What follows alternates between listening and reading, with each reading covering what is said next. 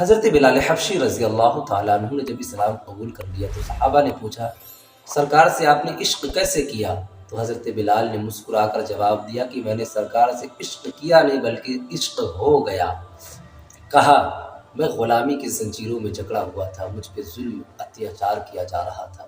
ایک دن میری طبیعت زیادہ خراب تھی، میں نے دوا لیا اور لینے کے بعد اسے کھایا۔ میرے مالک نے مجھے چکی چلانے کے لیے دیا۔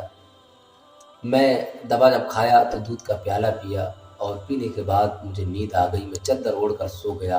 میرا مالک جب آیا تو آنے کے بعد اس نے مجھے کہا کہ تم سو رہے ہو، میں نے تمہیں کام کرنے کے لیے دیا تھا اور رات میں کام کروا رہا تھا۔ حضرت بلال حبشی کہتے کہ میرے جسم پہ جو کپڑے تھے اسے بھی چھین لیا اور لحاف بھی چھین لیا۔ کہا اب تمہاری یہ سزا ہے کہ تم کھلے آسمان کے نیچے چکی چلاؤ گے۔ میں کراہ رہا تھا، درد سے پریشان تھا۔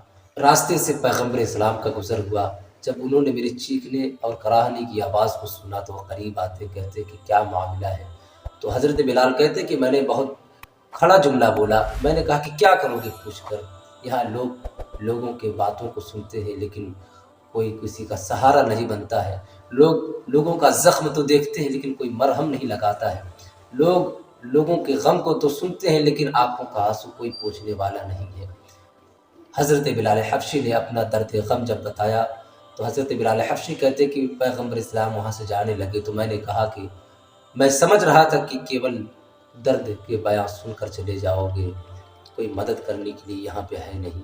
لیکن حضرت بلال حبشی کہتے کہ تھوڑی دیر کے بعد میری نگاہوں نے کیا دیکھا کہ پیغمبر اسلام اپنے ہاتھوں میں دودھ کا پیالہ لے کر چلے آ رہے ہیں۔ یہ ہمارے پیغمبر اسلام کا مقام ہے، جبھی تو دل سے نکلتا ہے کہ ہم غریبوں کے آقا پہ بے حد درود، ہم فقیروں کے سروت پہ لاکھوں سلام۔ اٹھ گئی جس گھڑی دم میں دم آ گیا، اس نگاہ عنایت پہ لاکھوں سلام۔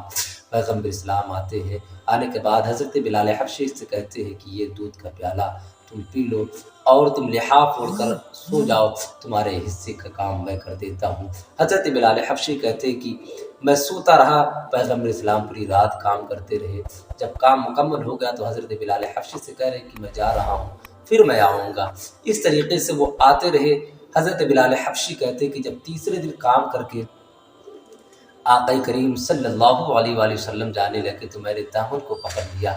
میں نے کہا آپ کون ہو؟ آپ میری مدد کر رہے ہو، آپ بہت اچھے انسان لگتے ہو۔ تو پیغمبر اسلام نے کہا کہ میں محمد رسول اللہ صلی اللہ علیہ وآلہ وسلم ہوں۔ تو حضرت بلال حبشی نے کہا کہ آپ ہی نبوت و رسالت کا اعلان فرمائے ہیں۔ حضرت بلال حبشی کہتے ہیں کہ میں نے قدموں کو پکڑ لیا، میں نے کہا یا رسول اللہ آپ سچے انسان ہیں، آپ سچے نبی ہیں۔ جو نبی غلاموں کے حق کا کام کر جائے وہ کبھی جھوٹا نبی نہیں ہو سکتا۔ وہ ہر عالم کی رحمت تھے، کسی عالم میں رہ جاتے، یہ ان کی مہربانی ہے کہ یہ عالم پسند آیا۔ رات بھر رب حبلی کی دعائیں مانگے مصطفیٰ، ہم کریں آرام اور تکلیفیں اٹھائے مصطفیٰ۔ بعد تخلیق دو عالم خالق نے کہا لو ہم نے دنیا بنا دی اب چلائیں مصطفیٰ۔ جبھی تو سیدی سرکار اعلیٰ حضرت عشق میں بول پڑتے ہیں کہ سرور کہوں کہ مالک و مولا کہوں تجھے، باغی خلیل کا گل زیبا کہوں تجھے، تیرے تو وصف عیب تناہی سے ہے بری، حیران ہوں میرے شعر میں کیا کیا کہوں تجھے، لیکن رضا نے ختم سخن اس پہ کر دیا، خالق کا بندہ خلق کا آقا کہوں